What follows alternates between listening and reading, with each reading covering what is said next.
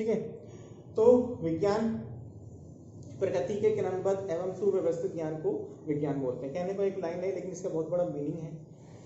तो उस मीनिंग प्रकृति, नेचर, सही सी बात है, नेचर से संबंधित ज्ञान के बारे में हम पढ़ते हैं, ठीक है। और नेचुरल चीज़ों के बारे में हम पढ़ते हैं, या आर्टिफिशियल या जो भी हम कृत्रिम चीज़ें जो अब तक बन चुकी हैं, इतना भाई टेक्नोलॉजी का ज़माना है, एक से एक चीज़ें डे बाई डे जो है वो आती जा रही है, सब साइंस की बदौलत है। तो सबसे पहले तो अगर हम बात करें विज्ञान की, तो विज्ञान जो शब्द है वो बना हुआ है वि और ज्ञान।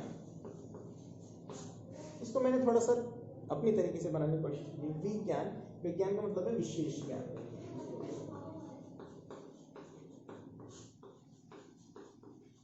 विशेष ज्ञान, ठीक है। तो विशेष ज्ञान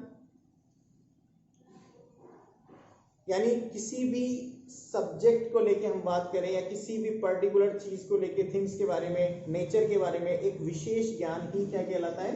विज्ञान कहलाता है, ठीक है। इससे पहले की बात करें अगर हम, तो इसके हम लिखते हैं साइंस। तो ग्रीक वर्ड जो साइंस है, तो ये ग्रीक वर्ड जो है वो बना है साइंटिया से बना है, साइंटिया से, इससे बना है साइंटिया से, ठीक है। और साइंटिया का मतलब ही क्या होता है? स्पेशल नॉलेज, विशेष ज्ञान, ठीक है। यानी किसी भी वस्तु के बारे में, किसी भी नेचर के बारे में एक पर्टिकुलर व्यू रखना, ओपिनियन रखना उसके बारे में, ठीक है, ज्ञान प्राप्त करना कि भाई ऐसा क्यों। क्योंकि विज्ञान में मोस्टली सवाल पूछा जाता है, जहां भी हम देखते हैं कि ऐसा क्यों। ये अगर आप वाकई में साइंस के स्टूडेंट हैं तो आप किसी चीज को देखते हैं और उस पर एनालिसिस करते हैं, ऑब्जर्वेशन करते हैं, तो आपके पास सवाल ही आता है ऐसा क्यों हो रहा है। अगर आप वाकई में ऐसा सोचते हैं तो वाकई में आप साइंस के स्टूडेंट हैं, ठीक है। उसके बारे में जानना, इच्छुक रखना, जानने की इच्छा रखना, यानी उसको क्या कहलाता है? विज्ञान कहलाता है। तो ये छोटी बातें। विज्ञान के बाद अगर हम बात करें भौतिक विज्ञान क्या है, जो हमारा सब्जेक्ट है। भाई विज्ञान की बहुत शाखाएं हो गई, ठीक है। भौतिक विज्ञान, भौतिक जगत यानी विज्ञान की एक शाखा है। तो विज्ञान की ऐसी शाखा जो प्रकृति और प्रकृति से संबंधित घटनाओं के बारे में हमें बताता है, अध्ययन कराता है, उसको हम क्या कहते हैं? भौतिक विज्ञान कहते हैं, ठीक है। भौतिक विज्ञान जो शब्द है, इंग्लिश वर्ड फिजिक्स। फिजिक्स जो है, जैसे वो साइंस था वो साइंटिया से बना था, ऐसे फिजिक्स जो वर्ड है वो बना है किससे? फ्यूजिस से। किससे मिलकर बना है? फ्यूजिस से। तो फ्यूजिस जो शब्द है उसका मतलब होता है प्रकृति। क्या मतलब होता है? प्रकृति।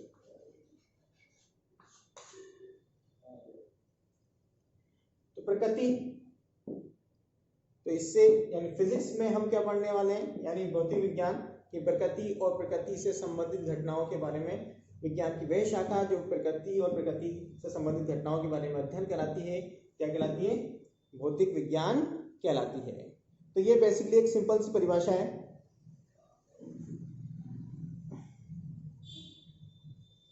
इसकी अगर हम डेफिनेशन लिखें तो डेफिनेशन, सिंपल सी डेफिनेशन है लिखें कि भाई विज्ञान की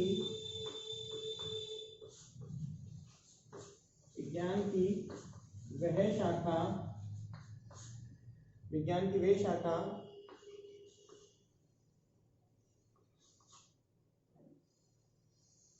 जिसके द्वारा प्रकृति व प्राकृतिक घटनाओं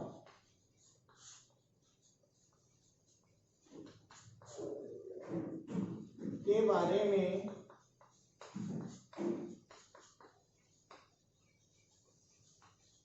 अध्ययन किया जाता है,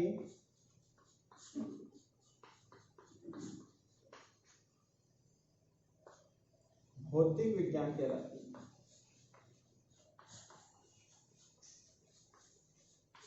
भौतिक विज्ञान, ठीक है। तो भौतिक विज्ञान जो एक सब्जेक्ट, एक शब्द लिखा हुआ है, 2 शब्दों में लिखा हुआ है, लेकिन 2 शब्द जो है वो काफी डिस्कवर कर चुके हैं बहुत सारी चीजें, बहुत सारी घटनाओं के बारे में बता चुके हैं, बहुत सारे ज्ञान दे चुके हैं, ठीक है, नए नए टेक्नोलॉजी के बारे में बता चुके हैं। अब तो मॉडर्न फिजिक्स आती है, ठीक है। फिजिक्स को भी बहुत सारे भागों में डिवाइड कर रखा है, जैसे आप क्लासेस में जाएंगे आगे तो जैसे बीएससी में ही 9 किताबें फिजिक्स की, ठीक है। फर्स्ट ईयर में 3, सेकंड ईयर में 3, फाइनल ईयर में 3। जैसे फर्स्ट ईयर में 3 है, मैकेनिक्स है, यांत्रिकी, फिर उसके बाद ऑप्टिक्स है, प्रकाशिकी, ठीक है। उसके बाद थर्मोडायनेमिक्स है, उष्मागतिकी, उसके बाद न्यूक्लियर फिजिक्स है, उसके बाद क्वांटम फिजिक्स है, सॉलिड स्टेट फिजिक्स है, ठीक है, मैथमेटिकल फिजिक्स है। तो ऐसे ऐसे आगे बढ़ते जाएंगे तो आगे के फिजिक्स के भी क्या होते जाएंगे, भाग होते जाएंगे।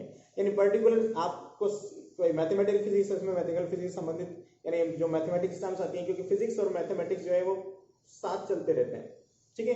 यानी मैथमेटिक्स क्योंकि बाद में जाके जब आप पढ़ेंगे तो बायो जो सब्जेक्ट होता है उससे फिजिक्स हट जाती है, क्योंकि फिजिक्स में मैथमेटिक्स जो है वो हाई लेवल में आ जाती है, तो उसमें थोड़ी प्रॉब्लम भी आती है। और फिर फिजिक्स बायोलॉजी वालों को अपना पर्सनल क्राइटेरिया चुनना पड़ता है, ठीक है। उनमें बायोलॉजी, जूलॉजी, बॉटनी जो भी होता है सब्जेक्ट होता है, उसमें वो हमको आगे नॉलेज के लिए, आगे पढ़ने के लिए जाना पड़ता है, उसके लिए उसके सब्जेक्ट अलग हो जाते हैं। और यहाँ पर हम फिजिक्स में पढ़ेंगे, मैथमेटिक्स है तो मैथमेटिक्स में फिजिक्स, केमिस्ट्री और मैथ्स जो है कंटिन्यू बेसिस तक चलती रहती है। उसके बाद जब आप मास्टर डिग्री में जाएंगे तो आप पर्टिकुलर जो भी सब्जेक्ट में आप मास्टर डिग्री लेना चाहते हैं उसमें पर्टिकुलर सब्जेक्ट में मास्टर डिग्री लेते हैं, ठीक है। तो एक नॉर्मल सी बात थी है।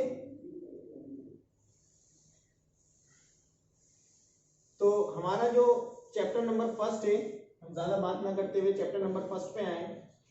चैप्टर नंबर फर्स्ट, भौतिक जगत,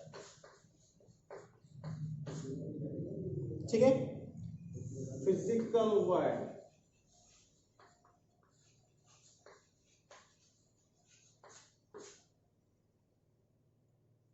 फिजिकल वर्ल्ड, ठीक है।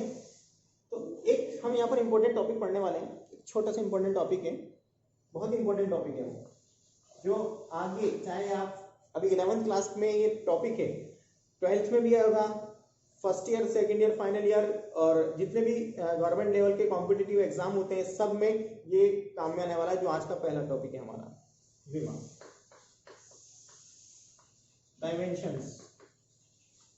सिंपल टॉपिक है बहुत, लेकिन समझने की बात है, बस बहुत ही सिंपल टॉपिक है। तो इसके कुछ रूल्स हैं डायमेंशन निकालने के, तो उस रूल्स के बारे में पहले मैं आपको बता देता हूँ कि डायमेंशन निकालने के रूल्स है क्या। सबसे पहले कि जो डायमेंशन निकालने के लिए किसी भी भौतिक राशि, ठीक है, भौतिक राशि मतलब कोई भी हो सकता है, लंबाई, चौड़ाई, ऊंचाई, वेग, आयतन, संवेग, जितनी भी फिजिकल क्वांटिटीज है उन सब की हम क्या निकाल सकते हैं, विमा निकाल सकते हैं, उनकी डायमेंशन बता सकते हैं, ठीक है। विमा निकालने का मतलब है कि जो इनको लिखने के सबसे पहले विमा को हम काय में दर्शाते हैं, बड़े ब्रैकेट, इसमें दर्शाते हैं बड़े ब्रैकेट में, ठीक है। उसके बाद इसमें लिखते हैं कैपिटल एम, एल और टी। इसका मतलब मैं समझाऊंगा अभी, एम एल टी ये लिखने का तरीका है, एम एल टी, बड़ा कोष्टक एम एल टी और इसके ऊपर हम क्या लगाते हैं, घात ए बी सी। ये लिखने का तरीका बता रहा हूँ मैं, एबीसी, एबीसी नहीं है हमेशा एबीसी आएगा, घात 1 भी आ सकती है, 2 भी आ सकती है, 3 भी आ सकती है, 4 भी आ सकती है, एम एल टी, ठीक है। अब एम का मतलब यहाँ क्या है, एम का मतलब है यहाँ पर मास, एम का मतलब क्या है, मास, यानी द्रव्यमान। यानी अगर फॉर्मूले में द्रव्यमान आ रहा है, मास आ रहा है, तो उसको हम कैसे दर्शाएंगे, एम से। फिर है एल मतलब लेंथ, लंबाई। अब लंबाई का मतलब केवल लंबाई नहीं है, यहाँ लंबाई का मतलब है दूरी से, दूरी मतलब लंबाई होगा, चौड़ाई होगा, ऊंचाई होगा, त्रिज्या होगा, दूरी लिखी हुई होगी, उस सब में हम क्या यूज करने वाले हैं, कैपिटल एल।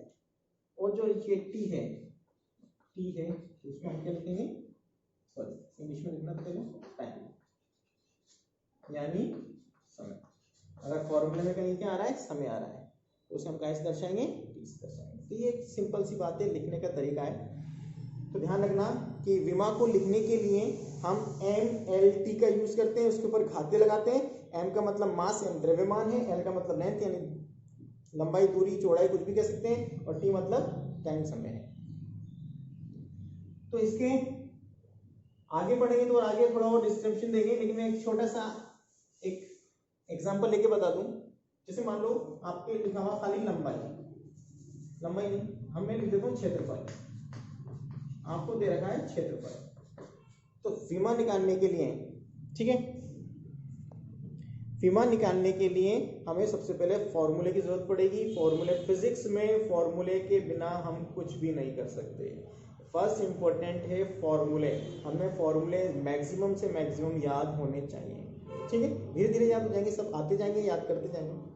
क्षेत्रफल को नॉर्मल लंबाई इंटू चौड़ाई से व्यक्त करते हैं। फॉर्मूला होता है लंबाई इंटू चौड़ाई, क्षेत्रफल है, आयतन होगा लंबाई इंटू चौड़ाई इंटू ऊंचाई हो जाएगा।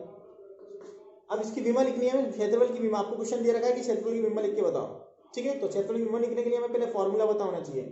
फॉर्मूला लंबाई इंटू चौड़ाई। लंबाई को मैंने बताया था MLT, आपके दिमाग में रहना चाहिए। M द्रव्यमान होता है, यहाँ है ही नहीं द्रव्यमान। लंबाई यानी L, चौड़ाई, चौड़ाई अब आप सोचो, चौड़ाई, चौड़ाई है तो दूरी, इसको भी कैसे दर्शाएंगे, L से। यानी कितना हो गया, M की घात L इंटू L कितना होगा, L। तो इसकी विमा कितनी होगी, वापस लेकिन विमा ध्यान रखना, विमा लिखने के लिए वापस से पहले ऐसे लिख लो, बड़ा कोष्ठक, फिर M, L और T। फिर इस जो लास्ट फॉर्मूला है उस पे आओ। क्या इस फॉर्मूले में M आ रहा है, नहीं आ रहा, तो M की पावर 0। ध्यान रखना, यहाँ पावर लिखी जाएगी, फिर M की पावर 0। L आ रहा है, हाँ आ रहा है, कितनी बार आ रहा है, 2 बार। T आ रहा है, नहीं आ रहा, T यानी पावर, यानी जो नहीं आ रहा है उसकी पावर क्या लिखनी है, 0 लिखनी है, ठीक है। तो ये आपका एक नॉर्मल सा फॉर्मूला है, बहुत सिंपल फॉर्मूला है। ये मैंने लिखने का तरीका बताया है, ठीक है। तो ये है लिखने का तरीका विमा का। इसके बाद अगले लेक्चर में हम आगे और टॉपिक के बारे में बताएंगे, ठीक है।